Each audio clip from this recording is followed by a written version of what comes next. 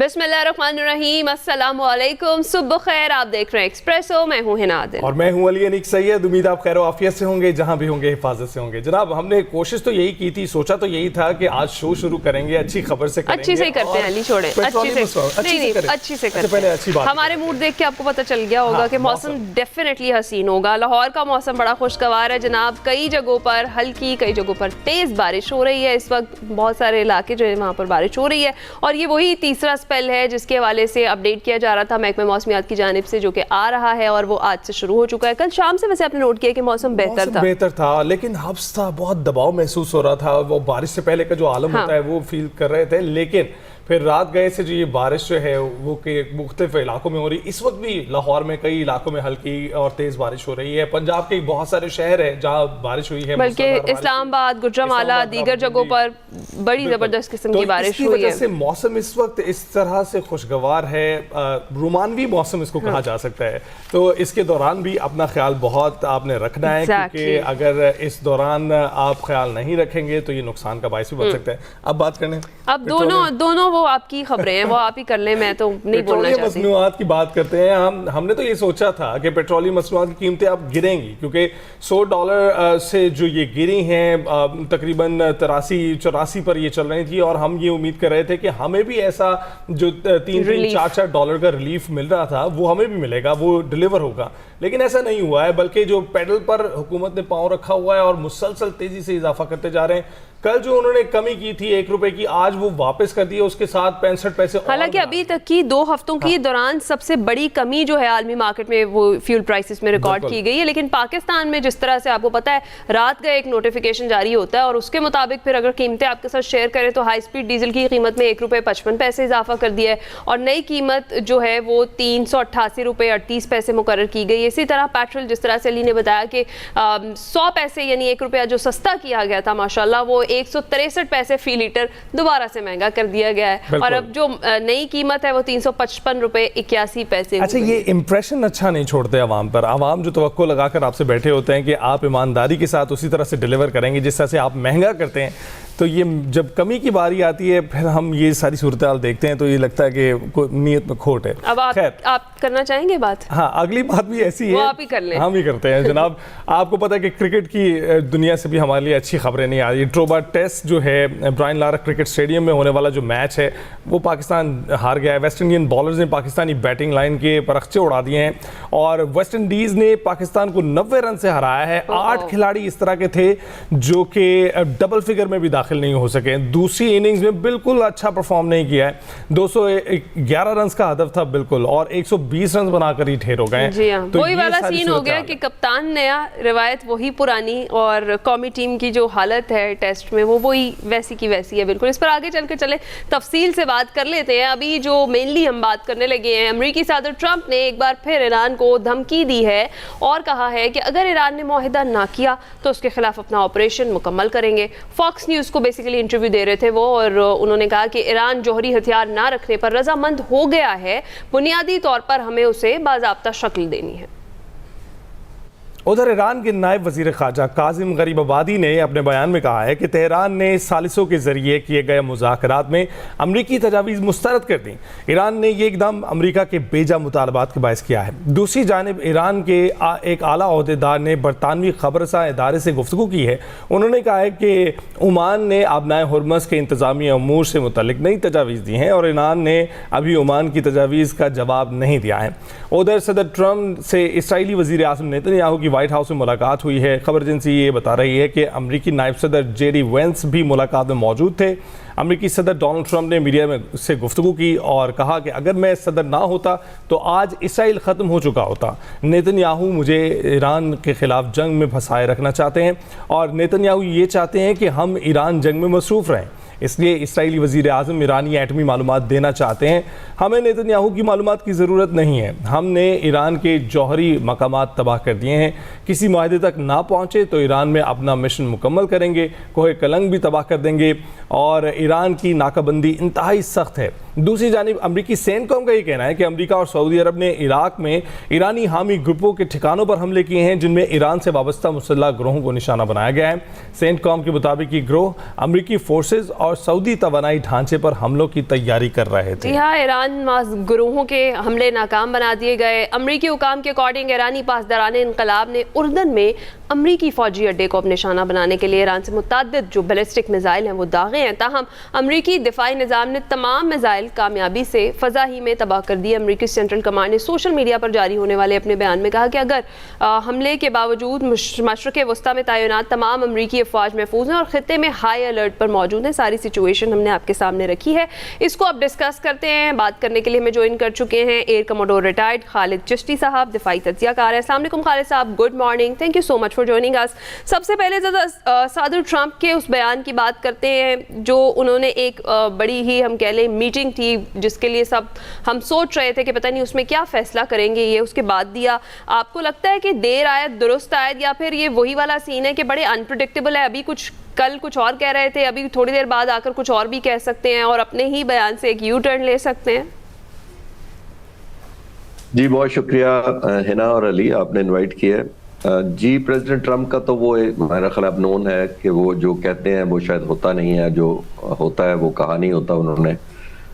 लेकिन जो नेतन्याहू का ये जो दौरा है बुनियादी तौर पर एक और एफर्ट है, शायद 7वां विजिट उनका रिसेंट पास में, और वो यही बुनियादी तौर पर कोशिश करने की कोशिश कह रहे हैं जो प्रेसिडेंट ट्रंप ने कहा भी है कि किसी तरीके से अमेरिका इस जंग में उलझा रहे, इजराइल बैक करता रहे और जो ह्यूमिलेशन और एम्बैरेसमेंट है वो फ्रंट पे अमेरिका के हिस्से में आए, और अगर कोई जीत हो जाती है तो नेतन्याहू अपने इलेक्शन में उसको इस्तेमाल करके ज़ाहिर लोगों को ये बावर करा सके कि मैंने ईरान का जो वो मिथ था, जो सस्टेनेबिलिटी थी, उसको तोड़ दिया है। लेकिन अभी आप देखिए कि एक और भी एफर्ट किया है जिसको मैं एक नए डायमेंशन से देख रहा हूँ, जो यूक्रेन ने हमला किया था एक बहरी जहाज पर जो इनका असला लेके आ रहा था कैस्पियन सी में। मैं उसको भी इजराइल से लगता है मुझे, उसकी वजह ये है कि देखिए यूक्रेन की भी जरूरत थी। यूक्रेन की इसलिए जरूरत थी कि तकरीबन 5 साल से ज्यादा हो गए यूक्रेन रूस से लड़ रहा है, और उसकी गिल्ला हमेशा रहा है कि प्रेसिडेंट ट्रंप और बाकी जो ममालिक हैं यूरोप के खास तौर पर उन्होंने सपोर्ट नहीं किया। आपको याद होगा कि जब ये जंग अनलीश हुई थी तो पहले हफ्ते में जो अमेरिका ने पैट्रियट फायर किए थे वो तकरीबन 2000 फायर किए थे उन्होंने। तो ज़ेलेंस्की ने गिला किया था कि मैं 2 साल से पैट्रियट मांग रहा हूं, मुझे नहीं दिए गए, और खुद एक हफ्ते में 2000 से ज्यादा फायर कर दिए गए डिफेंस में। यानी वो चाहते थे कि अमेरिका की तवज्जो मेरी तरफ भी हो। ये एक अटेंशन ड्रॉ करने की कोशिश भी थी। यूक्रेन की ये कोशिश थी कि किसी तरीके से मैं ईरान को एंगेज करूं, अमेरिका के इंटरेस्ट में एक कोलैबोरेशन करूं, वो ज़ाहिर है इजराइल को भी फायदा है, वो भी बैक करेगा, और जब अमेरिका मुझे बैक करेगा कि मैं अमेरिका की जरूरत बन के यहाँ पे एक रेस्क्यू पैदा करूंगा ईरान के खिलाफ, और अमेरिका खुद ब खुद मेरी मदद को भी आएगा, इजराइल को भी खुश हो जाएगा, और जब ये आ जाएंगे तो यूरोपियन यूनियन खुद ही आ जाएगी और नाटो और दूसरे ममालिक भी आ जाएंगे। तो आई थिंक एक वो डायमेंशन तो इजराइल के लिए। वैसे चिश्ती साहब आपने मेंशन किया, सिंस यू मेंशनड इट, तो इसी हवाले से ये सवाल ज़हन में पैदा हो रहा है कि यूक्रेन से ही ऐसा क्यों करवाया गया है, क्योंकि वो रशिया से इंगेज्ड है, और जब उसने हमला किया है उसने कहा कि मैंने एक रशियन वेसल को ये निशाना बनाया जिसमें ईरानी जो है वो एक जहाज बरदार जो था सेलर, वो मेरा ख्याल है कि उसको टारगेट नहीं किया गया, उनकी जानिब से कहा गया था। अगर आपको लगता है कि यूरोपियन कंट्री किसी और की जानिब से ये किया जाता है, ऐसा कोई अमल होता, ये जो रशिया और ईरान की तिजारत आपस में कैस्पियन सी के थ्रू है, जिस तिजारत में बहुत सा मवाद जो है उनके क्लेम्स ऐसे हैं कि इसमें जो है दिफाई जो है वो इक्विपमेंट भी फराहम किया जा रहा है, तो इसको डेंट पहुंचाने के लिए अगर कोई और यूरोपियन कंट्री होता तो क्या ये वॉर मजीद फैलने का भी खदशा था? देखिए रूस तो खुद इन्वॉल्व है, जाहिर है बहुत ज्यादा मुल्कों की ये ख्वाहिश है, खासतौर पर यूरोप के जो ममालिक हैं कि किसी तरीके से यूक्रेन को अपर हैंड रहे। और एक और भी देखिए कि president Trump of and on रूस और चीन का डायरेक्ट गिला सा करते रहते हैं, फिर वो उसको एस्टेब्लिश नहीं होने देते हैं कि वो मदद कर रहे हैं। मैं मदद की सपोर्ट में मैं अर्ज कर देता हूं कि जो जंग पहले 40 दिन हुई थी जिसके अंदर डिस्ट्रक्शन जितनी ईरान ने की थी, और मैं उस वक्त भी कहा था कि इनका जो पैटर्न है, और खासतौर पर इसराइल में भी जो बमबारी की थी ईरान ने, वो बड़ी पिन पॉइंट एक्यूरेसी साथ की थी, नंबर 1। दूसरी बात ये थी कि जब ईरान टारगेट करता था तो बहुत कम निस्बतन रीविजिट करना पड़ता था। रीविजिट का मतलब है कि अगर आपने किसी टारगेट को तबाह किया और अगर कुछ पोर्शन बच जाए तो उसको आप रीविजिट कहते हैं। तो रीविजिट का मतलब ये था कि बहुत कम करना पड़ा था, इसलिए कि पहली दफा जो इंटेलिजेंस रिपोर्ट आती थी ईरान के पास, लोकेशन आती थी टारगेट्स की, बड़ी इंतहाई एक्यूरेट होती थी। अच्छा, अभी जो हुआ है जॉर्डन पे जो हमले हुए हैं, ये बहुत ही इनको लाइव रिपोर्टिंग हुई है मेरी नजर में, इसी वजह से उन्होंने मूवमेंट तक पिक की थी जिसकी वजह से अमेरिकन सोल्जर्स भी मारे गए हैं। इसका मतलब ये है कि रियल टाइम कोई अपडेट इनको मिली है जिसकी वजह से जो जॉर्डन पे इन्होंने हमला किया। एक तो होता है एक्सपैंड करना जंग को, मोस्टली ईरान हॉरिजॉन्टल एक्सपैंड करता रहा है। हॉरिजॉन्टल का मतलब ये होता है कि जहां तक वो एस्केलेशन कर रहा है वहीं तक रहे। वर्टिकल एस्केलेशन ये होती है कि जब आपने आउट ऑफ द ब्लू एक ऐसी जगह पे हमला किया जो जंग का हिस्सा नहीं था पहले, जॉर्डन। तो जॉर्डन पे हमला किया, पिन पॉइंट किया, कैजुअलिटीज कॉज की, और वो वैसे नहीं हो सकती थी जब तक इनको कोई रियल टाइम ना मिली होगी। तो आई थिंक ये रूस का फैक्टर रहा है बीच में, चाइना और रशिया का, जिसकी वजह से ये बात हो रही है। तो आई थिंक अमेरिका के लिए ये इस वक्त रियलाइज करना पड़ेगा कि नेतन्याहू की बातों पर अमल करके और एम्बैरेसमेंट ड्रैग करनी है या इसको समेटना है, क्योंकि आखिरी बात यह है कि नेतन्याहू के लिए ये जो सीज फायर हुआ था ये सुसाइडल और एग्जिस्टेशनल थ्रेट था बुनियादी तौर पर, क्योंकि नेतन्याहू को पता है कि 2 महीने बाद उसका इलेक्शन है। अगर उसके पास कोई ट्रॉफी ना हुई तो जाहिर है वो इलेक्शन हार जाएगा, और इलेक्शन हारेगा तो उसके मुकदमे खुल जाएंगे। बिल्कुल सही कह रहे हैं। अच्छा चिश्ती साहब, क्या इस मीटिंग में जेडी वेंस का भी मौजूद होना उस वजह से इस तरह की जो पेशरफ्त है वो सामने आई है, जिस तरह से सदर ट्रंप का बयान हमने सुना? क्योंकि जेडी वेंस शुरू से ही इस वॉर के अगेंस्ट रहे हैं, कहीं ना कहीं उन्होंने बात भी की है और वो इस चीज़ को बड़ा क्लियरली कह चुके हैं कि यही वाली बात कि इसराइल जो है उसने अमेरिका को इस जंग में धकेला था और इसराइल अभी अमेरिका की ताकत को नहीं जानता। और उसके बाद इस मीटिंग में उनका शरीक होना, जो नेतन्याहू से मुलाकात हुई सदर ट्रंप की, और उसके बाद सदर ट्रंप की ये वाली जो स्टेटमेंट है इसका सामने आना, आपको लगता है कि अब शायद समझ आ जाए सदर ट्रंप को एग्जैक्टली कि उनके साथ हुआ क्या है और क्या करना चाह रहे थे नेतन्याहू, जिसका उन्होंने जिक्र तो किया, लेकिन वही आपके वाली बात है कि सदर ट्रंप जो कहते हैं वैसा वो करते नहीं हैं और जैसा वो कर देते हैं वैसा उन्होंने बताया नहीं होता। तो अभी आपको लगता है कि शायद इस चीज़ से उन्हें फ़र्क पड़े, बिकॉज पॉपुलैरिटी डेफिनेटली बड़ी कम हुई है और उनकी साख को नुकसान पहुंच रहा है, आगे मिड टर्म इलेक्शंस हैं, तो शायद अब सिचुएशन बेहतरी की तरफ ले जाना चाहें वो? जी है ना, बुनियादी तौर पर देखिए, मेरे जेडी वैंस का आपने ठीक कहा कि उनके बारे में ज्यादा एक बैलेंसिंग किस्म की पर्सनालिटी के तौर पे बुरे हैं और वो पॉसिबल कैंडिडेट भी हो सकते हैं अगले इलेक्शन के लिए। तो जाहिर है वो फ्यूचरिस्टिक देख रहे हैं, वो मोर ऑफ अ स्टेट्समैन देख रहे हैं देन वॉर मॉन्गरिंग हीरो के तौर पे। वो चाहते हैं कि मैं स्टेबलाइजिंग फैक्टर हूँ, जो कमजोरियां हुकूमत की तरफ से हो रही हैं प्रेसिडेंट ट्रंप के, शायद उसको बाद जगह कंपनसेट भी करते हुए नजर आते हैं। तो मुझे अभी मीटिंग में होने में भी यही इंडिकेटर नजर आता है कि प्रेसिडेंट ट्रंप ने उनको बैलेंसिंग एक्ट के तौर पर बिठाया होगा, क्योंकि नेतन्याहू ट्रेडिशनली तो बहुत ज्यादा वॉर मॉन्गरिंग और प्रेसिडेंट ट्रंप को इंस्टिगेट करके और जैसे वेनेजुएला प्लस करने पे मजबूर किया कि जनाब आप तारीख में नाम लिखवा जाएंगे, 47 साल से किसी सदर की हिम्मत नहीं हुई। तो आप एक साल में उन्होंने तकरीबन समझे 7-8 महीनों में 2 दफा हमला करवा दिया, पिछले साल भी और इस साल भी। तो मेरा ख्याल जेडी वैंस के होने का मुझे लगता है ये फायदा ये है कि ज्यादा रियलिज्म की तरफ रहेगा। रियलिज्म तरफ तो उनकी रहना मजबूरी हो चुका है कि न्यू फाउंड रियलिज्म यही है कि अमेरिका इस तरह लड़ने के काबिल मिलिटरीली भी नहीं रहा स्टॉक फाइल की वजह से। बिल्कुल ठीक है, बहुत बहुत शुक्रिया चिश्ती साहब, आपने गुफ्तगू की। ईरान अमेरिका की सूरत हाल पर बातचीत हुई है, जो नई अपडेट्स हैं वो भी आपके साथ शेयर करते रहेंगे, लेकिन इस ब्रेक के बाद।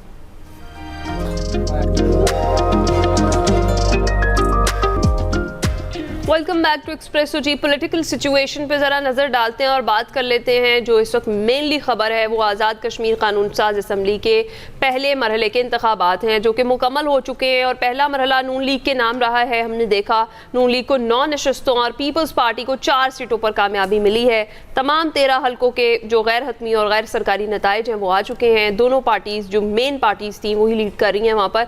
गुज़िश्ता रोज़ chairman Peoples Party Bilawal Bhutto Zardari ने मुजफ्फराबाद में इंतखाबी मुहिम के दौरान कारकुनों से खिताब में ये कहा कि आज़ाद कश्मीर इलेक्शन में मीरपुर और कोटली के वोट पर डाका मारा गया है। रियासत ने फैसला करना है कौमी मुफाद अहम है या फिर नून लीग के मुफादात को तहफ़्फ़ुज़ देना अहम है। इन्होंने वही काम किया जो उन्होंने पिछले इलेक्शन में कोशिश किया था, जो इन्होंने मीरपुर के वोट पे डाका मारा है, जो इन्होंने कोटली के वोट पे डाका मारा है। इंशाल्लाह ताला मैं उनको नहीं छोड़ूंगा। ये धांधली का कहानी आज से शुरू नहीं हुआ। ये कौमी मफाद को पीछे धकेल के नून लीग के मफाद को तरजीह देना आज से शुरू नहीं हुआ। हमारा काम है कि उनका वोट का तहफ़्फ़ुज़ देना, उनका वोट को गिनवाना, और इंशाल्लाह ताला हम पीछे हटेंगे नहीं, किसी के सामने झुकेंगे नहीं। हमारा 100% वोट, 100% सीटें इनसे छीन के रहूंगा। रियासत पाकिस्तान ने यह फैसला करना है, पाकिस्तान ने यह फैसला करना है कि क्या हमारे लिए कौमी मफाद ज्यादा अहम है या नून लीग का मफाद ज्यादा अहम है। हम कौमी मफाद पे रियासत पाकिस्तान के साथ खड़े हैं, नून लीग के मफाद में हम किसी के साथ खड़े होने के लिए तैयार नहीं। ये आजाद कश्मीर है, आजाद कश्मीर है, हम कभी भी इसको मकबूजा कश्मीर नहीं बनने देंगे। अच्छा, इस पर वज़ीर आला पंजाब मरीम नवाज ने कहा है कि पीपल्स पार्टी खुले दिल से अपनी हार तस्लीम करे। आज पीपल्स पार्टी ने जिस तरह की ज़बान इस्तेमाल की उससे अफसोस हुआ। बिलावल को समझना चाहिए कि इलेक्शन का फैसला रियासत नहीं आवाम करते हैं। आज़ाद कश्मीर के हालात पीपल्स पार्टी दौर में ही ख़राब हुए। आप इल्ज़ाम लगा रहे हैं, वो गिलगित बल्तिस्तान के इलेक्शन में आप जीत गए, वहाँ धांधली नहीं हुई। AJK का इलेक्शन आप बुरी तरह हारे तो वहाँ पर आपने धांधली का इल्ज़ाम लगाया, आपने सारा ब्लेम फेडरल गवर्नमेंट में डाला। ये कम्प्लीटली कन्वीनियंटली आप भूल गए कि पिछले 1 साल से वहाँ पर पीपल्स पार्टी की हुकूमत है और पीपल्स पार्टी ही के दौर में वहाँ के हालात ख़राब हुए। सूबा सिंध एक वाहिद सूबा है जहाँ तकरीबन 17 साल से मुसलसल एक जमात की हुकूमत है, पीपल्स पार्टी की हुकूमत है, और जितनी कंटिन्यूटी वहाँ पर मिली है सिंध के अवाम सूबे में, वो शायद किसी और जमात को ये नहीं मिली। उसके बावजूद आपके पास सिंध में जो है वो सिंध का कोई प्रोजेक्ट बताने के लिए आपके पास कुछ नहीं था, कोई मवाद नहीं था। आप अपने सूबे की कारकर्दगी पर, अपनी कारकर्दगी पर गौर करें, आप अपनी खुद एहतसाबी करें और ये देखें कि वह आवाम ने आपको वोट क्यों नहीं दिया। आप इस पर ज़रूर गौर कीजिए, आपको एक बेहतर रास्ता नजर आएगा। बयानबाजी चल रही है। बिलावल भुट्टो के बयान पर मरियम नवाज साहिबा मैदान में आई और फिर मरियम नवाज साहिबा को जवाब देने के लिए सिंध के सीनियर वजीर शर्जील जो मेमन है वो सामने आ गए। उन्होंने रद्दमल देते हुए कहा कि वज़ीर आला पंजाब की गुफ्तगू चोरी और सीनाजोरी की मिसाल है। मरियम नवाज ने इक़्तिदार के गुरूर तकब्बुर में खिताब किया। सीनियर वजीर सिंध शर्जील मेमन ने चैलेंज किया कि मरियम नवाज इस्तीफ़ा दें और पंजाब के किसी हल्के से इलेक्शन लड़कर दिखा दें। आप कोई भी पंजाब का हल्का आप चुन लें, आप इस्तीफा दे दें मोहतरमा साहिबा, चीफ मिनिस्टर साहिबा, और दोबारा किसी भी इलेक्शन से पंजाब की किसी एक कॉन्स्टिट्यूंसी से इलेक्शन लड़के दिखा दें। हम भी आप इस्तीफा देते हैं, हम भी किसी भी सीट से जो इलेक्शन लड़ते हैं सिंध से, तो देखें कि सिंध की आवाम हमें इलेक्शन में वोट दे के कामयाब करेंगे और पंजाब की आवाम आपको किसी भी हल्के से कामयाब नहीं करेंगे। ये जो इक़्तिदार की बात कर रहे हैं, जिस तरीके से खैराती इक़्तिदार पे PMLN की हुकूमत बैठी हुई है, फॉर्म 47 पे, वो पूरे पाकिस्तान के बच्चे को पता है, पूरे पाकिस्तान के बच्चे को पता है कि जिस तरीके से पंजाब की आवाम ने इनको बुरी तरीके से शिकस्त दी, इबरतनाक शिकस्त दी, और इनको जो है वो इनके कोई भी लीडर जो है वो इलेक्शन में कामयाब नहीं हो सका और फिर भी ये हुकूमत में बैठे हुए। और शर्जील मेमन जो हैं वो ना सिर्फ उनको ये दावत दे रहे हैं कि वो इस्तीफ़ा दें और कहीं से भी लड़ें, वो ख़ुद भी अपनी जमात के हवाले से भी कहते हैं और दावे से कहते हैं कि हम भी इस्तीफ़ा देंगे और लड़ेंगे। देखते हैं कि कौन सीट दोबारा हासिल करता है। आज़ाद कश्मीर का इलेक्शन है, उसका दूसरा मरहला भी होगा, उसके हवाले से भी आपको आगाह करेंगे। अभी ब्रेक लेते हैं।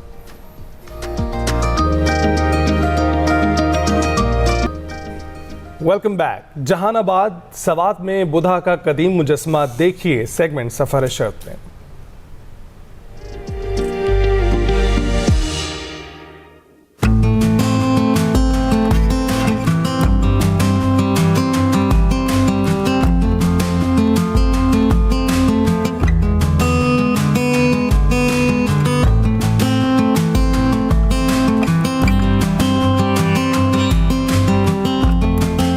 अस्सलाम वालेकुम नाजरीन, मैं हूँ वकार अहमद, आप देख रहे हैं सफ़र शर्त।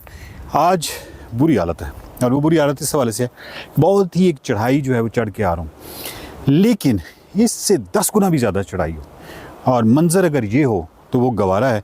हीट बहुत थी, मतलब बहुत ही तेज़ धूप, और खैर हम यहाँ पहुँच गए हैं। अभी हम कहाँ पहुँचे हैं मैं आपको बताता हूँ। मिंगोरा जो है, मिंगोरा में जब आप फ़िज़ा घाट में होते हैं और वहाँ से जब आप लोकेशन लगाते हैं जहानाबाद बुधा की, तो वो तकरीबन आपको 12 किलोमीटर बताता है। 12 किलोमीटर आप गाड़ी पार्क करते हैं और उसके बाद एक ट्रैकिंग और फिर हाइकिंग का मामला शुरू हो जाता है। थोड़ा सा स्टीप है, लेकिन ऐसा जंगल, उसमें जो फूल हैं, उसमें जो खूबसूरती है, जिस तरह लाइट छिन छिन के उसके अंदर जंगल के अंदर आती है, और फिर आगे आके पुरानी सीढ़ियाँ आती हैं। ये पुरानी सीढ़ियाँ इतनी ही कदीम हैं जितना ये जिस अहद में ये बुधा और ये पूरा जो केव्स वगैरह हैं। सो कदीम तरीन सीढ़ियों से आप चढ़ते हुए आते हैं, और यकीन कीजिए कि आप ऐसे लगता है टाइम ट्रैवल करके आप कहीं पुराने वक्त में जिस तरह बुद्ध भिक्षु होते थे और जिस तरह वो इस तरह चढ़ते थे, पुरानी सीढ़ियाँ, जंगल, कुछ भी उसमें वाइब नहीं थी। कहीं ना कहीं कोई रैपर पड़ा हो तो एक अलग बात है कि वो आपको खींच के फौरी तौर पे 21वीं सदी में ले आता। तो फिर रास्ते में एक तालाब आया, और वो तालाब भी कमाल ही खूबसूरत तालाब था। जिस तरह वो पत्तों का और जिस तरह उसमें रिफ्लेक्शन थी, और जो उस तालाब की खूबसूरती थी, वो एक बेसिकली एक चश्मा है, वो रास्ते में आता है और वो बहुत ही खूबसूरत है। उसके बाद फिर इस तरह स्टीप चढ़ाई, और फिर आड़ू जो है उन्होंने हमें बचाया, क्योंकि उससे पहले काफ़ी डिहाइड्रेशन थी, तो आड़ू थे। फिर यहाँ पे जब हम आए तो वो बच्चे थे बड़े प्यारे, अगर आप इनको दिखा भी दे बेशक अभी, ये देखिए, ये हमारे दोस्त बैठे हुए हैं सारे। तो ये जो हमारे दोस्त हैं, इन्होंने हमें यहाँ से कच्ची नाशपातियाँ लेके दी। वो नाशपातियाँ हमने कुछ खाई, तो न्यूट्रिशन जो है वो कुछ बेहतर। एक्चुअली मैं एक्सपेक्ट नहीं कर रहा था कि इतनी ज़बरदस्त किस्म की चढ़ाई होगी, और फिर इतनी चढ़ाई के बाद यहाँ पे हम आई, तो वो एक्सपेक्ट ना करने की वजह से एकदम जो हीट है और डिहाइड्रेशन हुई। अब जब हम यहाँ पहुँचे हैं तो हमारे एक उनजा के दोस्त जो हैं, वो अपनी, जिस तरह बहुत सारे उनजा के दोस्त जो हैं वो गाइड करते हैं फॉरनर्स को, तो यहाँ पे वो फॉरनर्स को लेके आ गए, कोरियंस को लेके। तो ऐसा चीज़ मुनासिब नहीं लगता उनकी तस्वीर लेना या उनकी वीडियो बनाना। तो मैंने उनसे वैसी रिक्वेस्ट की, वो उनजा के दोस्त थे, तो उन्होंने कहा नहीं कोई इशू नहीं। उन्होंने कोरियन में उनसे बात की, और ये जो आप वीडियो देख रहे हैं, ये जो आप तस्वीरें देख रहे हैं, ये उनकी हैं। और मुझे इतना अच्छा लगा, यानी उन्होंने ख़ुद कहा कि नहीं आप बना लें। मुझे इतना अच्छा लगा उनकी जो अकीदत है, उनकी जो मोहब्बत है, यहाँ पे जिस तरह वो आते हैं, और ये यहाँ पे आना, यानी ये जो बुधा हैं, ये जो आप वीडियो देख रहे हैं जिसमें ये फॉरेनर्स हैं, तो आप देखिए ना कि वैसे यहाँ पे आने की अलग बात है, लेकिन इनसे जो अकीदत लोग करते हैं और फिर उनका जो तासुरात होते हैं, तो वो एक मानवियत सी भर देते हैं पूरे मंज़र के अंदर। बहुत ही खूबसूरत ये जो बुधा है, ये 7 मीटर कहा जाता है कि ये टोटल 7 मीटर, और ये काफ़ी, यानी इनकी जो 2008 में इनका जो चेहरा था, और वो आपको मालूम है कि जो यहाँ पे हालात थे तो ख़त्म हो गया था। उसके बाद खैबर पख्तूनख्वा गवर्नमेंट जो है, मेरे ख्याल में हमें उनका बहुत शुक्रगुजार होना चाहिए कि केपी के गवर्नमेंट ने मिलके इटालियंस के साथ 3D जो होती है उनके साथ 3D जो टेक्नोलॉजी है, और फिर जो पुरानी तस्वीर हैं उनके साथ मिल के करके उन्होंने ये सारा दोबारा इंटैक्ट किया है, ये जो बुधा है। और ये आप जब देख रहे होते हैं तो डेफिनेटली, क्योंकि वो बहुत ही माहिरीन ने ये किया है, तो आप ये ना सोचिएगा कि ये दोबारा से बना है। वो सिर्फ फेस का मामला है, नीचे तो बिल्कुल उसी तरह इंटैक्ट है, ऊपर जो है जो फेस है वो फिर इटालियंस ने और उन लोगों ने केपी के गवर्नमेंट ने मिलकर ये बहुत ही खूबसूरत काम किया है। और ये फिर यहाँ पे केव्स हैं पुराने दौर की, और बिल्कुल भी मुझे नहीं मालूम था कि इस तरह टाइम जो है यहाँ पे बहुत ज़्यादा टाइम स्पेंड हो सकता है। यहाँ पे जहाँ पे आने के लिए, जब आप यहाँ पे मुख्तलिफ़ चीज़ों को अगर एक्सप्लोर करना चाहें, पत्थरों को, तो बहुत ज़्यादा वक्त चाहिए। यहाँ पे इतना आसान नहीं है, ये बहुत काफ़ी फैला हुआ, और मुख्तलिफ़ जगहों पे मुख्तलिफ़ शवाहिर भी हैं, केव्स भी हैं, दरख्त बहुत खूबसूरत है, फूल कुछ बहुत ही यूनिक थे जो मैंने तो पहली दफ़ा देखे। बिल्कुल आइसोलेशन है, रास्ते में आपको कोई मिलता वगैरह नहीं है, और बहुत ही, यानी जिसको कहते हैं कि ठंडक है उस जंगल के अंदर से आते हुए। गो कि जब हम ऊपर इधर आए और नीचे से काफ़ी धूप बहुत ज़्यादा थी। सो यहाँ आइएगा, या आपको बता दिया है कि जब भी आप मिंगोरा आएँ तो वहाँ से 12 किलोमीटर पे ये जगह, ये जो जहानाबाद का बुधा है, और मुख्तलिफ़ जगहों पे ऐसी जो गंधारा तहज़ीब है। सवात का मुकाबला किसी जगह लिखा होता है कि सवात जो है वो पाकिस्तान का स्विट्ज़रलैंड है। मेरा ख्याल है कि स्विट्ज़रलैंड का कोई दूर से ताल्लुक़ सवात से इसलिए नहीं बनता कि सवात जो है वो कदीम तरीन तहज़ीब, गंधारा, उसका मरकज़ रहा है। तो इसका तो पूरी दुनिया में कोई कंपैरिजन नहीं है। इतनी खूबसूरत तहजीबी आसार जो हैं वो आपको यहाँ जगह जगह मिल सकते हैं। तो अब हमारा वापसी का सफ़र है और बहुत सारी यादों के साथ, मतलब मेरा बेस्ट तरीन जो खूबसूरत तरीन ट्रैक्स में अगर मैं कहूँ तो ये एक ट्रैक था। बहुत ही छोटा ट्रैक है, इतना ज़्यादा नहीं है, लेकिन ज़िंदगी के खूबसूरत तरीन ट्रैक्स में से एक ट्रैक है। अब मैं आपसे जल्दी से इजाज़त क्यों लेना चाह रहा हूँ, क्योंकि ये जो बच्चे थे इन्होंने हमें ऑफ़र की थी कि लस्सी तो नहीं है इनका, इन जो पत्थर हैं इन पत्थरों के पीछे इनका घर है। तो उन्होंने कहा लस्सी वगैरह तो नहीं है, लेकिन हम लेकिन चाय में दूध नहीं होगा, पत्ती डाल के ना कुछ कहवा सा बना के हम। तो हमने कहा जो भी बच्चों करना है। तो वो बच्चे अब यानी वेट कर रहे हैं हमारा, वो हमारे लिए पानी भी लेके आए हैं और अब हम उनकी मेज़बानी से लुत्फ़अंदोज़ होते हैं और उसके बाद हमारा नीचे का सफ़र स्टार्ट होगा। देखते रहिए सफ़र है।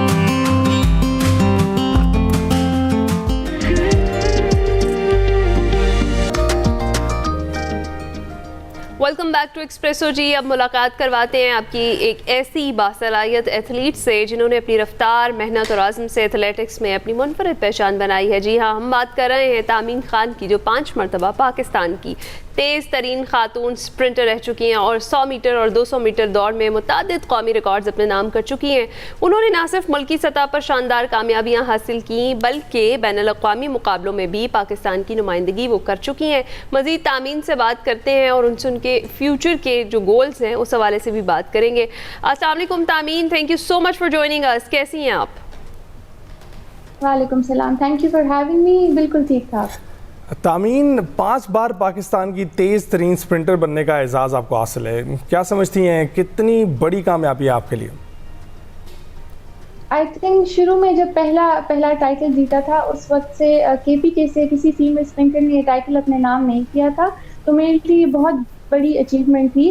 अभी जब मैं 5 टाइम नेशनल चैम्पियन बन गई हूँ तो ऑब्वियसली मेरे आगे गोल्स बड़े हो गए हैं मज़ीद, और इंटरनेशनल लेवल की तरफ अभी मेरा ध्यान है। राइट। अच्छा तामीन, ये जो 100 और 200 मीटर रेस है, इसमें आपकी कामयाबी का क्या राज है? आज ज़रा बता ही दें। कौमी रिकॉर्ड्स बनाते वक्त जो आपकी फीलिंग्स हैं, जज्बात हैं, वो क्या होते हैं?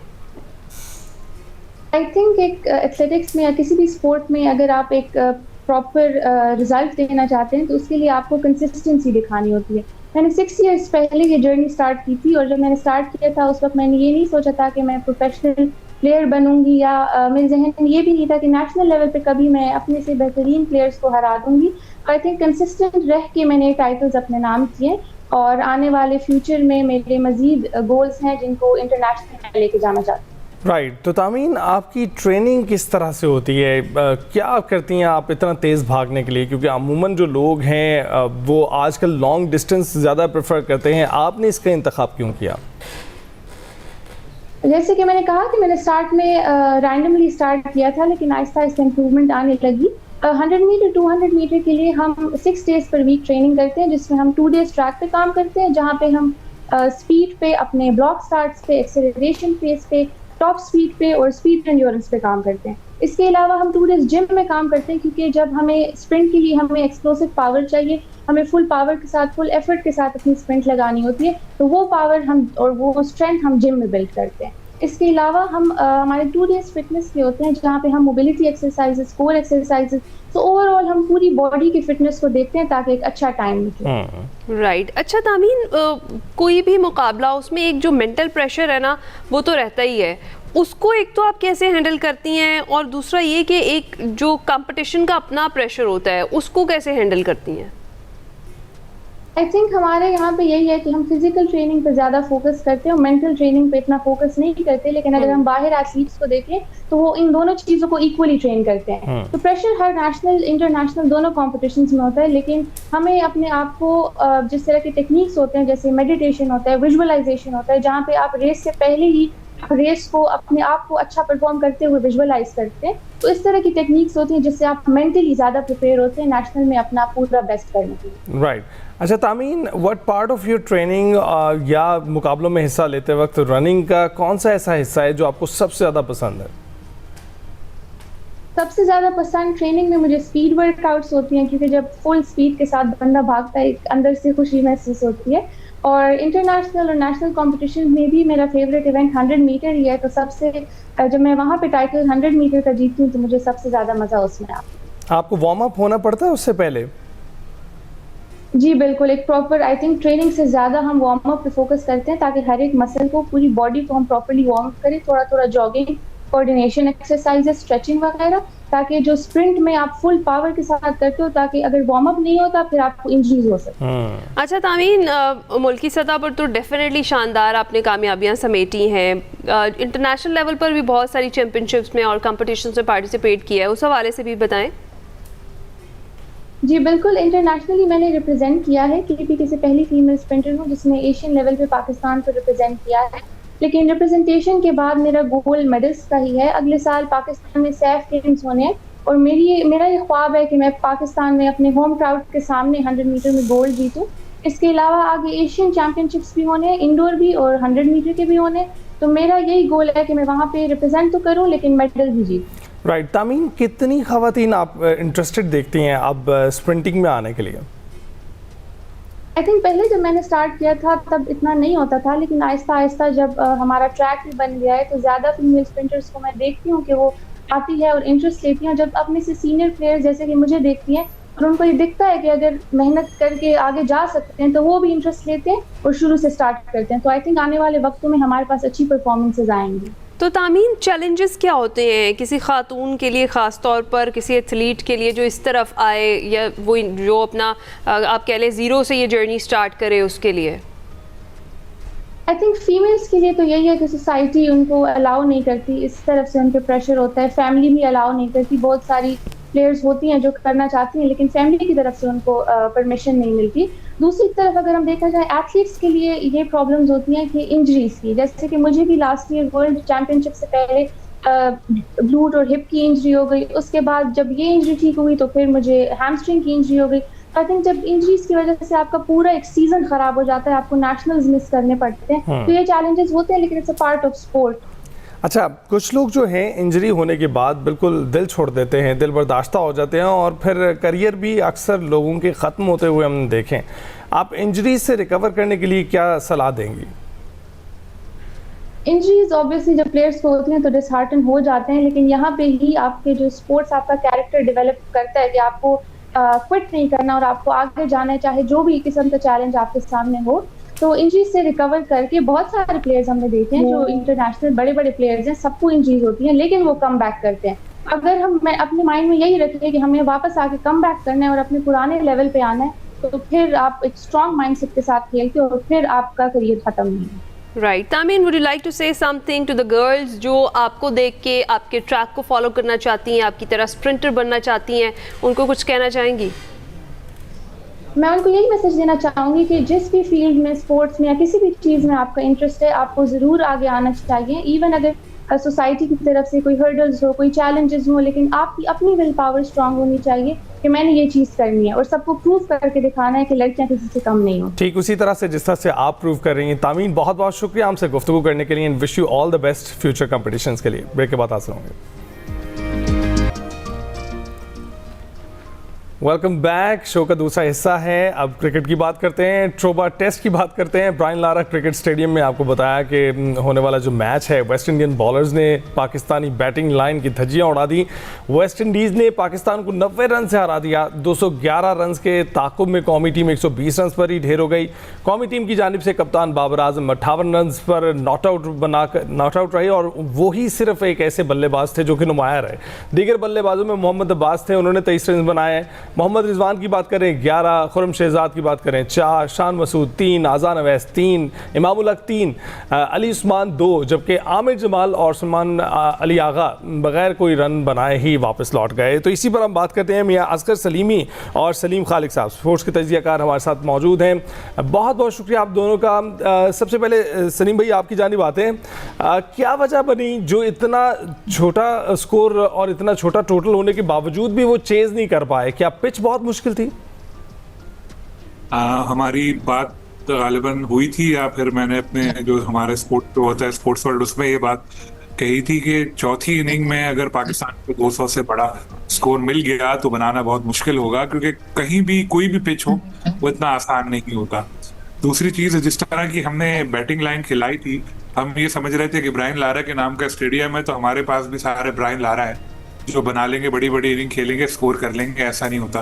5 स्पेशलिस्ट फास्ट बॉलर हमने खिलाए, इसका हमें थोड़ा बहुत फायदा हुआ, लेकिन जो नुकसान हुआ वो ये हुआ कि 5-6 के बाद हमारी बैटिंग खत्म। आप हमारा लोअर ऑर्डर देख लें किस तरह की बैटिंग तू चल में आया, सिवाय अगर अब्बास सेकंड इनिंग में 49 की पार्टनरशिप बाबर के साथ बनाए, वो बेचारे बॉलिंग भी अच्छी की, बैटिंग में भी बाकी सारी जो हमारी लोअर ऑर्डर बैटिंग थी बिल्कुल फारिग बैटिंग थी बिल्कुल। फिर कुछ कैप्टनसी का भी मुझे यूं बाबर का एक गलत चीज नजर आई, आपने शायद नोट की हो अगर मैच देखा, कि किस तरह बाबर ने जो लोअर ऑर्डर बैटर थे, जो टेल एडर्स थे, उनको एक्सपोज किया पहली बॉल पे सिंगल लेके, और फिर उन्होंने विकेट भी गंवाई। वो कि उन्होंने सेकंड इनिंग में बहुत अच्छी बैटिंग की बाबर ने, लेकिन जो चाहते कोशिश तो करते, लग ऐसा रहा था कि उन्होंने जब 71 पे 9 विकेटें गिरी तब तो यकीनी तौर पे आप हार ही गए थे, अब्बास के साथ पार्टनरशिप बनाई, लेकिन उससे पहले ही जब टॉप ऑर्डर बैटिंग कोलैप्स हुई तो हिम्मत हार गए थे वो, क्योंकि जिस तरह फिर उन्होंने शायद ये सोचा था मैं अपने 50-60 करके आ जाऊंगा वापस, क्योंकि जीतने का तो चांस नहीं है, लेकिन फाइट और करनी चाहिए थी। अगर इसी तरह अब्बास के साथ 49 की पार्टनरशिप बनी, नीचे के जो पहले आउट हुए थे उनके साथ छोटी छोटी पार्टनरशिप बनी, तो पाकिस्तान क्लोज पहुंच सकता था और शायद जीत भी जाता। लेकिन ये आप देखेंगे टॉप ऑर्डर बैटिंग कितनी खराब रही हमारी। अजान अवैस पास लाइए हमारे नौजवान प्लेयर है, लेकिन उनकी परफॉर्मेंस कैसी तो बहुत उनको ऊपर इमामुल हक पहली इनिंग में अच्छा खेले थे, जिम्मेदारी थी, लेकिन वो नहीं चल सके। सलमान अली आगा हो, मोहम्मद रिजवान बहुत ज्यादा मायूस कर रहे हैं, शान की उंगली टूट गई, वरना वो अच्छी फॉर्म में लग रहे थे, सेंचुरी की थी, बाद में आए भी 8वें नंबर पे, लेकिन ज़ाहिर तकलीफ में थे। तो ओवरऑल पाकिस्तान की बैटिंग बहुत ही मायूस है। चले सलीमी साहब से भी पूछते हैं उनकी क्या टेक है। सलीमी साहब, जिस तरह अभी सलीम खालिद साहब बोल रहे हैं, अब हमें तो यही लग रहा है कि पाकिस्तान का जो हमारी टीम का कैप्टन है वो तो नया हो गया, लेकिन रिवायत पुरानी ही बरकरार रही और वही परफॉर्मेंस हमें देखने को मिली जो बड़े अरसे से हम देख रहे हैं। आप क्या कहेंगे, क्या कैप्टन जो है वो भी अपना रोल प्ले कर सकता, जिस तरह अभी बाबर आजम के हवाले से सलीम खालिद साहब कह रहे हैं कि मजीद फाइट कर सकते थे और करनी चाहिए थी? हाँ जी बिल्कुल। आपको पता है कि अगर गुज़िश्ता 2 साल का जायजा लिया जाए तो पाकिस्तान की जो कारकर्दगी है बिल्कुल इसी तरह है जिस तरीके से कल इन्होंने परफॉर्मेंस का मुजाहरा किया है।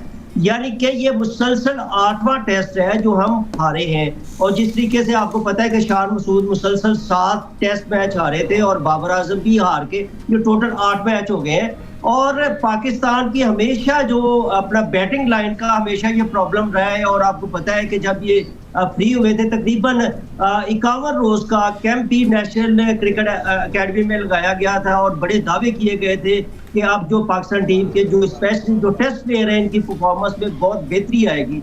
लेकिन जिस तरीके से सलीम खालिद साहब ने भी जिक्र किया है कि ब्रायन लारा क्रिकेट एकेडमी में वहाँ पे जो अपना जो टेस्ट हुआ है, तो हम तो सोच रहे थे कि वही कि ब्रायन लारा जिस तरीके से बहुत बड़े बैट्समैन थे, इसी तरीके से हमारे जो बैटर है वो भी बेहतरीन कारकर्दगी का मुजाहरा करने में कामयाब रहेंगे। लेकिन मेरा ख्याल है कि दोनों इनिंग्स में हमारे जो बैटर है 1-2 के अलावा बाकी सारे के सारे नाकाम हुए हैं, बल्कि इन्होंने स्कोर करने की कोशिश ही नहीं की। आप ये देखें कि प्रोफेशनल क्रिकेटर है, अगर विकेट मुश्किल है तो इसका ये तो नहीं मतलब है कि आप अपने जाएंगे और विकेट देके वापस आ जाएंगे, बल्कि जो बड़ा प्लेयर होता है वो जो मैन ऑफ क्राइसिस होता है वो बाकायदा भरपूर तरीके से अपना मेहनत करता है। बिल्कुल ऐसे ही है।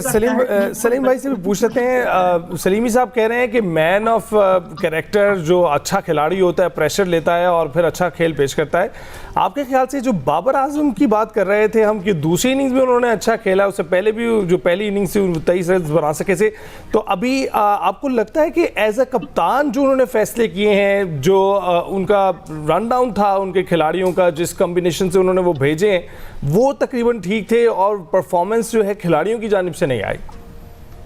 आज अगर देखा जाए बाबर आजम के ओवरऑल जो जी सलीम साहब, मैं सलीम खालिद साहब से जो है ये सवाल मैंने उनसे पूछा है।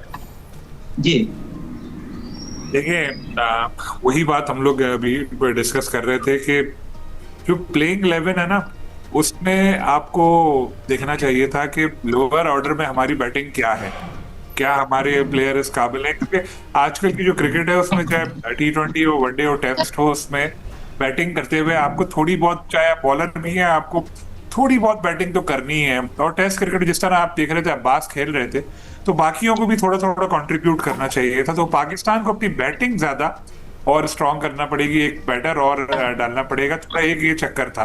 फिर बाबर को हम ये कहते हैं कि खेल, और नो डाउट बहुत अच्छी उनकी इनिंग्स थी, लेकिन फिर वही मैं बात अपनी दोहराऊंगा कि उनको चाहिए था कि थोड़ी और शराकतें बनाते, कोशिश पहले से ही करते। लेकिन जिस तरह वो पहली बॉल पे सिंगल लेके शुरू में दे रहे थे, टेल एंडर्स को सामने ला रहे थे, वो अपनी इनिंग की तरफ लग गए थे। तो ये एज अ कैप्टन उनको टीम का पहले सोचना पड़ेगा कि यार टीम को मुझे देखना है। पूरा दिन बैटिंग करते, वो अपना चौथी पांचवी बॉल पे सिंगल लेके अगर दूसरे को देते, कहते एक बॉल रोको, फिर खेलते, ज्यादा से ज्यादा खेलते वो अपना और लेकर चलते। तो जिस तरह अब्बास के साथ आखिर में शराकत बनी, ये पहले भी बन जाती, तो क्योंकि स्कोर इतना बड़ा क्योंकि था नहीं जो चेस पाकिस्तान कर रहा था। वैसे तो जैसे बात हो रही है कि सेकंड इनिंग में तो 200 प्लस हमेशा लगता है कि बहुत पहाड़ है, लेकिन फिर भी बन जाना चाहिए था, ऐसा नहीं था कि बिल्कुल भी हमारी। लेकिन शान मसूद, एक तो उनकी इंजरी का भी हमें बहुत ज्यादा नुकसान हुआ, और बाकी जो हमारे जो कंसिस्टेंसी नहीं है ना हमारी टीम में, वो इस मैच से भी साबित हुई कि बिल्कुल जैसे इमाम पहले इनिंग के बाद सेकंड में गए, और बाकी भी हमारी जो बैटिंग लाइन थी, बहुत जल्दी हमारी बैटिंग लाइन खत्म हो रही थी। ये एक बड़ा नुकसान था। लेकिन इसमें हमें अब्बास की बॉलिंग को बिल्कुल अब्बास को दाद देनी चाहिए। उन्होंने बहुत अच्छी बॉलिंग की, 8 खिलाड़ियों को उन्होंने आउट किया, और मैच में पाकिस्तान को इस पोजीशन पर लेकर आए कि हम जीत सकते थे। लेकिन बदकिस्मती से हमेशा की तरह, जो आप मेरे ख्याल है जब 2 साल के बच्चे होंगे तब से आप देख रहे होंगे कि पाकिस्तान की बैटिंग का पता नहीं होता। यही आपके वालिद साहब और दूसरे लोग कहते होंगे बेटा ये बैटिंग का पता नहीं है पाकिस्तान टीम की। और मेरा ख्याल है जब आप दादा बन जाएंगे तो आप अपने पोते को भी यही बोल रहे होंगे, बेटा ये पाकिस्तान टीम की बैटिंग का पता नहीं होता। ये हमारा एक देरीना मसला है, एक बड़ी पाकिस्तान उम्मीद पे दुनिया का है जो पता नहीं कैसे हल हो। अच्छा, देरीना मसला है, वही हमारा मिडिल ऑर्डर का, वही लोअर ऑर्डर का, वही वाला आपने सही निशानदेही की है। सलीमी साहब, व्हाट डू यू थिंक, इस सीरीज में अगर हम यही परफॉर्मेंस रखते हैं तो ये हमारा जो अगली हमारी इंपॉर्टेंट सीरीज है इंग्लैंड वाली, उस पर किस तरह से सरअंदाज होगी? जी बिल्कुल है। ये जो पहला टेस्ट था, पाकिस्तान चाहता तो ये जीत सकता था, लेकिन मेरा ख्याल है कि पाकिस्तान टीम ये मैच जीतना ही नहीं चाहती थी, क्योंकि हमें बार बार मौके मिले हैं, हम ये बड़ी आसानी से मैच जीत सकते थे।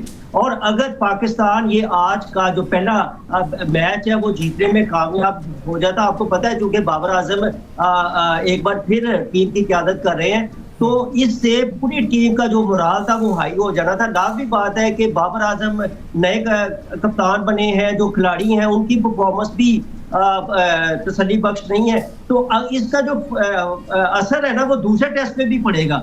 और अगर खुदा ना खासा पाकिस्तान ये टेस्ट सीरीज बराबर करने में कामयाब ना हो सका, तो लाजमी बात है कि इसके बाद पाकिस्तान टीम ने 3 जो टेस्ट मैच है खेलने के लिए इंग्लैंड जाना है, तो उसका पूरे का पूरा जो असर है वो जो इंग्लैंड के खिलाफ सीरीज है उसके ऊपर भी पड़ेगा।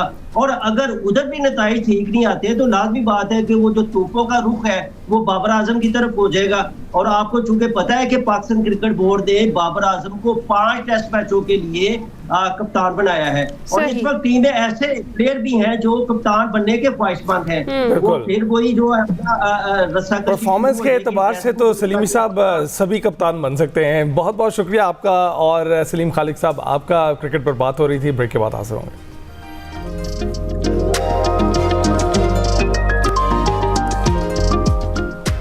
Welcome back to Expresso. जिस तरह से आगाज़ में हमने बात की थी कि मानसून बारिशों का सिलसिला जारी है और महकमे मौसमियात के साथ डिज़ास्टर मैनेजमेंट इदारों की जानिब से मुख्तलिफ इलाकों के लिए अलर्ट्स भी जारी किए जा रहे हैं। ऐसे मौसम में शहरियों की जानो माल का तहफ़्फ़ुज़, बर वक्त इमदादी कार्रवाइयाँ और किसी भी इमरजेंसी सिचुएशन से निपटने की तैयारी बड़ी इंपॉर्टेंट हो जाती है। आग लगने के वाक़यात हों, इमारत गिरने के हादसात, सैलाबी सूरत हाल हो, पानी में डूबने के वाक़यात या किसी भी कुदरती आफत का सामना हो, रेस्क्यू 1122 वो इदारा है जो हमें हर सूबे में एक्टिव दिखाई देता है।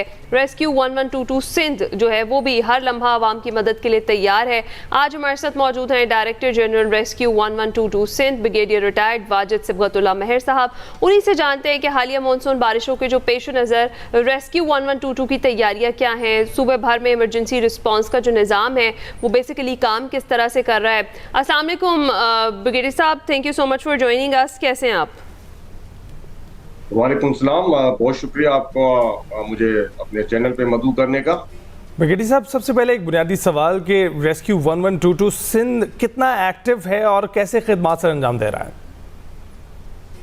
जी, मैं यहाँ पे थोड़ा सा बैकग्राउंड बताना चाहूँगा कि rescue Sindh emergency service rescue 1122 2023 में सिंध में इसका क़याम हुआ और इस सर्विस, ये जो सर्विस है 24/7 यानी 24 घंटे ये सर्विस आवाम को फ्री मुहैया की जाती है और इस सर्विस में मेडिकल इमरजेंसीज को डील किया जाता है, फायर के जो केसेस हैं वो हैं, फिर वाटर रेस्क्यू जो जिस तरह आजकल मॉनसून का सीजन है, वाटर रेस्क्यू इसका बहुत एक अहम जुज़ है। इसके अलावा अर्बन सर्च एंड रेस्क्यू, किसी भी इमारत के गिरने का जब कोई वाक़या पेश आता है तो ये सर्विस अपनी मुहैया करती है। फिर इसमें बहुत अहम एक और हमारा जो सर्विस है वो हाईवे रेस्क्यू है कि रोड्स पे जितने एक्सीडेंट्स होते हैं उनको हम डील करते हैं। इसके अलावा एनिमल रेस्क्यू है, कोई जानवर या कोई परिंदा या इस तरह उसको भी हम रेस्क्यू करते हैं। और इसके अलावा फिर एक जेंडर बेस्ड वायलेशन अगर कोई हो, कोई हरासमेंट के केसेस हो, वो भी रेस्क्यू 1122 पे आप कॉल करके उनको रिपोर्ट कर सकते हैं, उनको हल किया जाता है। जहाँ तक मॉनसून की तैयारी का सवाल है तो हमने पूरा एक प्लान तैयार किया मॉनसून का NDMA से। सर, यही मैं पूछना चाह रही थी, जिस तरह से अलर्ट्स जारी किए गए हैं मॉनसून बारिशों के पेश नज़र, तो रेस्क्यू 1122 सिंध ने किस नौयत की जो प्रिपरेशंस है वो कर ली हैं, तैयारियां मुकम्मल कर ली हैं, और ख़ास तौर पर ये भी बताइएगा कि कौन से ऐसे इलाके हैं जिन पर ख़ास तवज्जो दी जा रही है? जी, जो कि जिस तरह वेदर फोरकास्ट है 29 जुलाई से लेके 2 अगस्त तक हमारे जो इलाके हैं बदीन, उमरकोट, सजावल, जो हमारे कोस्टल बेल्ट वाले एरियाज हैं, यहाँ पे मॉडरेट किस्म के जो है वो रेनफॉल हो सकती है, जिससे हम ये समझते हैं कि हमारे कुछ इलाके जो है वो डूब सकते हैं। तो उसके पेश नज़र हमने अपनी जो इन इलाकों में फिलहाल अपनी टीम्स जो है ना वो डिप्लॉय की हैं, जिनके पास किश्तियां हैं, जिनके पास जो वाटर उसके पंपिंग स्टेशंस हैं, पंपिंग जो है वो मोटर्स हैं। तो इस तरह के करके हमने अपनी जो रेस्क्यू की टीम्स हैं वो डिप्लॉय की हैं ताकि किसी भी किस्म के इस तरह का वाकया वहाँ पे होता है तो उससे निपटा जाए। इसी तरह फिर 5 अगस्त के बाद हमारे जो अपर सिंध है, जो उनके डिस्ट्रिक्ट हैं, घोटकी हो गया, सखर हो गया, शिकारपुर हो गया और खैरपुर, इनमें जो है वो बारिशें मुतविक्का हैं हेवी जो, और इन इलाकों में भी किसी किस्म की इमरजेंसी से निपटने के लिए हमने अपनी टीम्स जो हैं वहाँ पे डिप्लॉय की हैं वाटर रेस्क्यू की, जो कि आवाम को किसी भी हंगामी सूरत हाल में ना सिर्फ रेस्क्यू कर सकते हैं बल्कि हम अपने वहाँ पे अपने कैंप्स भी हमारे पास रेडी हैं। अगर किसी जो है आवाम को या मुश्किल का सामना होगा तो आप लोग अवेलेबल होंगे। बिल्कुल ठीक है ना ब्रिगेडियर साहब, ये भी जानना चाहेंगे कि गुज़श्ता साल हमने देखा मानसून में बहुत बारिश हुई थी जिसकी वजह से पानी आ गया था, दरियाओं में तुग़यानी थी, और हम जानते ही हैं कि तमाम दरिया आखिर में जाके दरिया सिंध में मिलते हैं। तो इसके जो इर्द गिर्द मुल्हिका इसकी कच्ची आबादियाँ हैं, कुछ ऐसे जोन्स भी हैं जिनका ख़ास ख्याल रखा जा रहा है? जी बिल्कुल, रिवराइन एरियाज जो है हमारे डिस्ट्रिक्ट हैं जो दरिया सिंध के साथ साथ जिनका है ताल्लुक है, जो लगते हैं, उनमें हमने ऑलरेडी अलर्ट जारी कर दिया है मॉनसून का और फ्लड्स का। इस वक्त जो सूरत हाल है वो कोई कशीदा नहीं है सिंध में। तकरीबन 4 लाख के करीब पानी जो है वो तोनसा और वहाँ से गुजरा, जो कि सिंध में आने के बाद मेरे ख्याल में 3 लाख प्लस कहीं पे होगा, जो जिसके लिए हमने अपनी तैयारी कर ली है। तो इस मिकदार में जो पानी होता है वो लो फ्लड्स में आता है। उसमें हमने कुछ इलाके जो हमारे कच्चे के इलाके हैं वो डूब जाते हैं, हमने उनको ऑलरेडी अलर्ट जारी कर दिया और उनकी नकल मकानी ऑलरेडी हमने शुरू करके प्लान की हुई है। ठीक है। फिर भी अगर जो हमें जो खतरा है इस वक्त जो है वो फ्लैश फ्लड्स का है, जो बारिशों की वजह से अगर कोई क्लाउड बस्ट हो सकता है इन इलाकों में, तो उससे निपटने के लिए भी हमारी टीम्स जो है रेस्क्यू की टीम्स हैं वाटर रेस्क्यू वो डिप्लॉय भी की गई हैं और वो हम वक्त तैयार हैं किसी भी किस्म की इमरजेंसी से निपटने के लिए। मेरी आवाम से यही दरख्वास्त है कि किसी भी किस्म की इमरजेंसी में हो आप सिर्फ रेस्क्यू जो है 1122 पे कॉल करें और वहाँ पे अपनी हेल्प के लिए जो है ना वो जरूर कॉल करके ठीक है। ब्रिगेडियर साहब, क्या इस सारी सिचुएशन से, इमरजेंसी सिचुएशन से निपटने के लिए तमाम जो इदारे हैं वो ऑन बोर्ड हैं, और क्या ख़ास तौर पर ये भी कि जब बहुत ज़्यादा बारिश होती है तो उससे शहरी इलाकों में भी नुकसान पहुंचता है, ना सिर्फ ये कि जो समंदर या फिर जो दरियाओं के करीबी इलाके हैं वहाँ पर, तो ऐसी सूरत हाल में शहरियों को हेल्प आउट करने के लिए वी नो के हुकूमत सिंध भी काम कर रही है डेफिनेटली, और प्री मानसून तमाम सूबे जो हैं वो अपनी तैयारियाँ कर लेते हैं, तो सिंध की तैयारियां इस लिहाज से मुकम्मल हैं, और ख़ास तौर पर जिस तरह आप शहरियों को आप तनबीह कर रहे थे, तो उनको किन किन एहतियाती तदाबीर पर अमल करने का मशवरा देंगे, खुसूसन ये जो बिजली के पोल्स होते हैं और जो नशेबी इलाके होते हैं और ख़ास तौर पर जो बरसाती नाले हैं उनसे दूर रहने के हवाले से? जी बिल्कुल, इस सिलसिले में वज़ीर आला सिंध सैयद मुराद अली शाह की सरबराही में एक मीटिंग भी हो चुकी है और तमाम इदारों को ना सिर्फ कोऑर्डिनेट करके एक प्लान हमने बनाया है बल्कि उनको अलर्ट भी कर दिया है, और साथ ही हम एक अलर्ट भी जारी करते हैं रेस्क्यू 1122 की तरफ से भी कि मानसून के सीज़न में जो एहतियाती तदाबीर हैं उनमें स्पेशली जो है वो ये है कि अगर कोई बारिशें हो रही हैं तो उनमें जितने भी इलेक्ट्रिक के पोल्स हैं, कोई स्विचेस हैं, उनके करीब ना जाएं, और अगर बाहर सफ़र भी जो है ना वो रोड पे कम से कम जो है ना वो गैर ज़रूरी सफ़र ना करें, और जो नाले हैं उनसे दूर रहें, और साथ साथ अगर कोई नशेबी इलाके हैं तो वहाँ से भी अपनी जो गाड़ियाँ हैं उनको जो है वो उन इलाकों में ना लेके जाए। राइट। ब्रिगेडियर साहब, ये भी जानना चाहेंगे कमांड एंड कंट्रोल सेंटर जो आपका है जहां ये कॉल्स मौसूल की जाती हैं, मौसूल होने के बाद क्या कार्रवाई की जाती है, किस तरह से रिस्पॉन्ड किया जाता है, कितनी जल्दी जो है टीमें रवाना होती हैं? मैं यहाँ पे बताना चाहूँगा कि हमारा जो कॉल सेंटर है 1122 ये दुनिया के किसी भी कॉल सेंटर से जो है ना वो कम नहीं है, जो इसको जदीद खतूत पे इस्तेमाल किया गया है। ये जो कॉल, कोई भी कॉल जब इस पे जाती है तो विद इन 2 सेकेंड्स जो है ना वो कॉल पिक होती है। हमारे जो कॉल ऑपरेटर्स हैं 24 घंटे वो उस पर मौजूद रहते हैं, और उस कॉल पिक करने के बाद उनसे जो मालूमात ली जाती है वो विद इन 10 सेकेंड वो मालूमात दी जाती है, और उसके बाद जो मुतल्लिका टीम है, चाहे वो फायर की है, वाटर रेस्क्यू की है या किसी और हंगामी सूरत में जो भी टीम आपने जो तश्कील देनी होती है, वो टीम हमने 5 से 7 मिनट के अंदर अंदर जो है ना वो डिप्लॉय करनी होती है उस इलाके में। तो डिपेंडिंग अपॉन कि डिस्टेंस कितना है, तो अगर डिस्टेंस थोड़ा ज्यादा है तो मैक्सिमम हमारा जो टाइम है 10 से 12 मिनट है, अदरवाइज हम 5 से 7 मिनट में हम वहाँ पे पहुँच जाते हैं। सही। और सर क्विकली हमें ये भी बताइएगा, ये जो 1122 की community emergency first responder CERT training है, ये किस तरह से आम शहरियों के लिए भी फ़ायदेमंद हो सकती है? ये वज़ीर आला सिंध की हिदायत पे हमने ये प्रोग्राम शुरू किया है सर्ट के नाम से, जो कि कम्युनिटी इमरजेंसी रिस्पांस ट्रेनिंग है। इस ट्रेनिंग के मैं बताता जाऊं कि इसमें हम 3 से 4 किस्म की मुख्तलिफ ट्रेनिंग्स कराते हैं, जिसमें फर्स्ट एड की ट्रेनिंग होती है, CPR है उसकी ट्रेनिंग हम देते हैं, फायर सेफ्टी की हम ट्रेनिंग देते हैं, और फायर फाइटिंग की भी ट्रेनिंग देते हैं।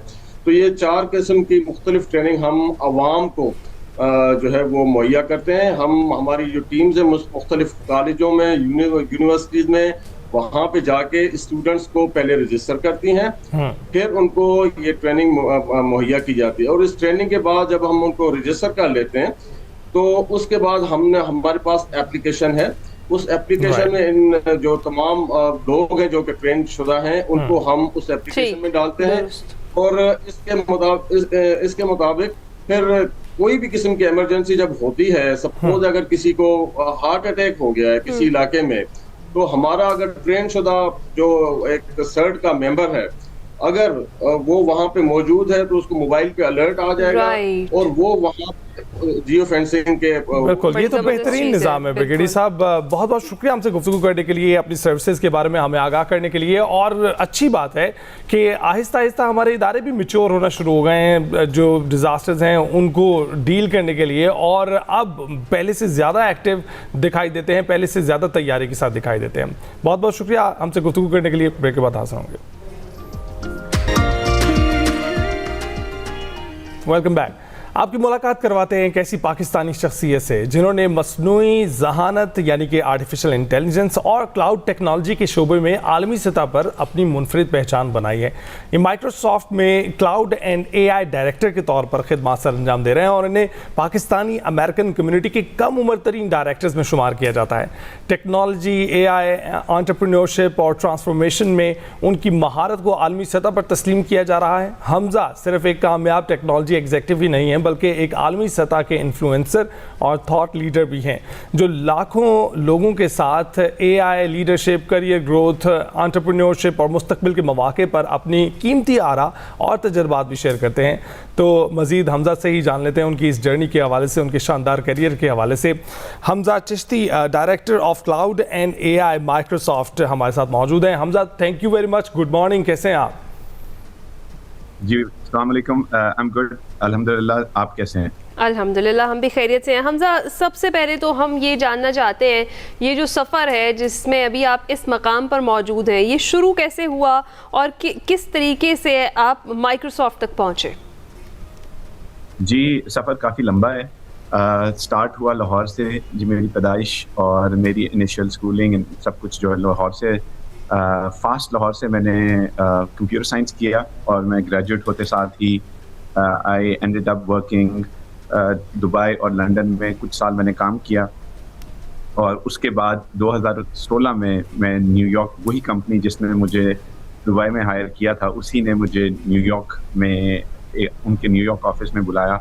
2018 में Microsoft reached out on LinkedIn and they said कि वो they are very impressed with my journey so far, so they want to interview me. They interviewed me and I got hired in 2018 at Microsoft in New York office. उसके बाद 2021 में मैं पाकिस्तान का one of the youngest directors in Microsoft जो है वो select किया गया और मुझे एजाज़ हासिल है कि मैं Microsoft gold club award winner हूँ, जो कि पूरी दुनिया में 1% लोगों को ग्लोबली दिया जाता है फॉर देयर thought leadership. उसके बाद and I was also alhamdulillah one of the youngest Pakistani directors at Microsoft. अब जी Microsoft और क्लाउड के बिजनेस को देखता हूँ मैं नॉर्थ अमेरिका में और मैं डायरेक्टर हूँ और ये जर्नी है जी। बिल्कुल Hamza, we are very proud of you. जो जर्नी आप शेयर कर रहे हैं ये वाकई रिमार्केबल है। अच्छा, ये बताइएगा कि क्या चीज़ें थी जिन्होंने आपको मुनफरिद किया दीगर जो स्टूडेंट्स यहाँ पर मौजूद थे, और जो स्टूडेंट्स यहाँ पर हैं उनमें आप कितना पोटेंशियल देख रहे हैं? जिन चीज़ों ने सबसे पहले बहुत ज़्यादा हाथ है मेहनत का, वालिदैन की दुआओं का, right place at the right time पे सही डिसीजन लेने का। एक छोटी सी एग्जांपल मैं आपको दूंगा सही डिसीजन सही टाइम पे लेने की। जब 2015 में मेरी कंपनी मुझे मूव कर रही थी फ्रॉम दुबई टू न्यूयॉर्क, और बहुत सारे लोग जो हैं वो उस वक्त हर कोई अमेरिका जाना चाहता था, तो मैं जब उनसे डिस्कस कर रहा था अपना एग्जिट पैकेज, तो मैंने उनके साथ डिस्कस किया कि मैं अमेरिका सिर्फ तब आऊँगा जब ये कंपनी मेरे लिए ग्रीन कार्ड अप्लाई करेगी राइट अवे, जो कि किसी और ने बात नहीं की। मोस्ट ऑफ द टाइम्स लोग डरते बहुत हैं, लोग अपनी स्किल्स के ऊपर पूरा भरोसा नहीं रखते और प्रॉपरली मांगते नहीं हैं जो कि वो डिजर्व करते हैं। तो पहले तो बाकी सबको नहीं मिला, but they agreed to apply for my green card, और जिसकी वजह से मुझे अमेरिका जाते ही ग्रीन कार्ड जो है वो मिल गया अल्हम्दुलिल्लाह, और जिसकी वजह से मेरी एक जर्नी जो है वो थोड़ी सी एक्सेलरेट हुई। तो एक तो चीज़ ये जो है वो मैं बहुत ज़्यादा सबको बताता हूँ, मैं ये कहता हूँ कि अपनी कैपेबिलिटीज़ को कभी भी आपने कम नहीं लेना, और जो आपको लगता है कि आप डिज़र्व करते हैं आपने मांगना है, आपने अपने हक के लिए बात करनी है। The max that they can say is no, but if you are not going to try, no one else is going to try for you. तो एक तो ये चीज़ है। उसके बाद दूसरी चीज़ ये है कि ऑब्वियसली मेहनत का बहुत हाथ है, जहानत है, अब वक्त जो है वो सही तरीके से सही जगह पर इन्वेस्ट करने की ज़रूरत है। आजकल की जो जनरेशन है जिसको मैं देखता हूँ, आई I'm very lucky, alhamdulillah, that I get to speak at Harvard and NYU and Columbia, in those universities in the US, as well as universities here at LUMS and FAST and UCP and UMT and all of those universities. I've been speaker to all of them. Even yesterday, I was invited by Civil Services Academy to speak to the young CSS students, जो officers हैं. तो there is a lot of potential की कमी नहीं है. लोगों को खुद we are one of the smartest people in the world, You are right. and I truly believe. तो इसी चीज़ से रिलेटेड मेरा क्वेश्चन है हमजा, कि जिस तरह से भी आपने जिक्र भी किया कि पोटेंशियल बहुत है, और हमें पता है कि अब AI के दौर में दुनिया कितनी तेज़ी से बदल रही है और चीज़ें तब्दील हो रही हैं. अगर एक पाकिस्तानी नौजवान AI के शोबे में अपना करियर बनाना चाहता है, आगाज़ कैसे करे और कहाँ से करे? सबसे पहले सही लोगों को अपना रोल मॉडल बनाएं. हमारी यंग जनरेशन बहुत ज़्यादा टाइम सोशल मीडिया और ऐसी चीज़ों पे इन्वेस्ट करती है और स्पेंड करती है. पहली चीज़ तो सबको मैं ये कहता हूँ कि अगर आप राइट किस्म के रोल मॉडल्स बनाएंगे तो आप उस डायरेक्शन को फॉलो करेंगे, और उस डायरेक्शन को सबकॉन्शियसली आपका माइंड जो है वो एक्सेप्ट करना शुरू कर देता है. अच्छी चीज़ों को फॉलो करें, अच्छे टेक्नोलॉजी लीडर्स को फॉलो करें. पहली चीज़ तो ये है. दूसरी चीज़ ये है कि there are so many courses all over the world. आप माइक्रोसॉफ्ट ले लें, आप कोर्सेरा ले लें, आप कोई एक अपना गोल सेट करें कि मुझे ये चीज़ सीखनी है. उसको अपने गोल को सेट करने के बाद उसके ऊपर एवरी डे अपने आप को बेहतर करने की कोशिश करें. आपको मेहनत करनी पड़ेगी, आपको टाइम स्पेंड करना पड़ेगा, आपको कोर्सेज सीखने पड़ेंगे, आपको टेक्नोलॉजी सीखनी पड़ेगी.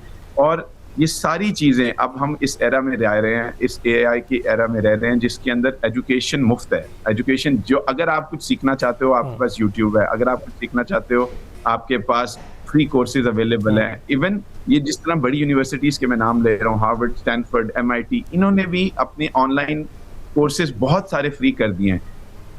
ज़रूरत इस बात की है कि आपके पास अज़म हो कि आपने सीखना है, आपके पास वक्त हो और आप अपना वक्त सही तरीके से इस्तेमाल करें, बिल्कुल यूटिलाइज कर सकें. बिल्कुल हमजा, जो क्लाउड की सर्विसेज हैं और AI की जो अब सहूलत हमारे पास मुयसर है, ये दोनों ही ऐसी चीज़ें हैं जिसकी अब बहुत डिमांड है. तो आप कितना गैप देख रहे हैं इंटरनेशनल मार्केट में? जो लोग अब ज्वाइन करना चाह रहे हैं वो इसको कर सकते हैं, क्योंकि अमूमन ऐसा होता है कि आप सैचुरेशन लेवल पर पहुंच जाते हैं. पॉइंट ऑफ सैचुरेशन की वजह से आप फिर मेहनत जो होती है आपकी सारी रायगा जाती है, और इनोवेशन जो है वो आपको पता है कि कितनी रैपिडली हो रही है. आप जब तक वहाँ पर पहुँचेंगे वहाँ आगे जगह मौजूद नहीं होती. आप कितना गैप देख रहे हैं और कितनी देर तक देख रहे हैं इसमें? जी, ये throughout the advent of humanity and innovation, हर कुछ साल बाद एक नई चीज़ जो है वो अपेयर होती है. AI के अभी मुझे जहाँ तक मेरा ख्याल है, we are still in the infancy phase of AI and innovation. बहुत ज़्यादा अभी स्कोप मौजूद है, स्पेशली पाकिस्तान में तो बहुत ज़्यादा. We have not even adopted even 1% or 2% of the cloud adoption or the AI adoption that we see in the West. तो पाकिस्तान में इधर आप पब्लिक सेक्टर की बात करें, प्राइवेट सेक्टर की बात करें, एजुकेशन, फाइनेंस, हेल्थ केयर, हर जगह पर बहुत ज़्यादा इम्प्रूवमेंट की गुंजाइश बाकी है. और नॉट जस्ट दैट, अभी हमारे करिकुलम में भी हम जो है वो कोशिश कर रहे हैं कि हम जैसे तमाम लोग जो बड़ी कंपनीज में काम कर रहे हैं वो पाकिस्तानी यूनिवर्सिटीज़ को एडवाइस करें, सजेस्ट करें कि किस तरीके से और किस किस्म के कोर्सेज जो हैं वो अपनी यंग जनरेशन और यंग स्टूडेंट्स को आप सिखा सकते हैं. ठीक है, जहाँ तक बात है. जी बिल्कुल ठीक है. बहुत शुक्रिया. हमजा चिश्ती हमारे साथ मौजूद थे, अपनी जर्नी हमारे साथ शेयर कर रहे थे. अभी हम ब्रेक पर जाएंगे.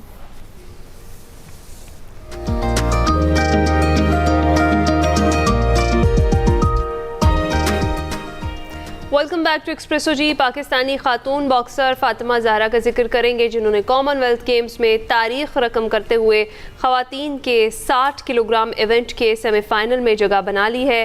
क्वार्टर फाइनल में उन्होंने न्यूजीलैंड की जॉर्डन विल्सन को 0-5 से शिकस्त दी, जिसके साथ ही पाकिस्तान के लिए बॉक्सिंग में तमगा जीतने की उम्मीद रोशन हो गई है।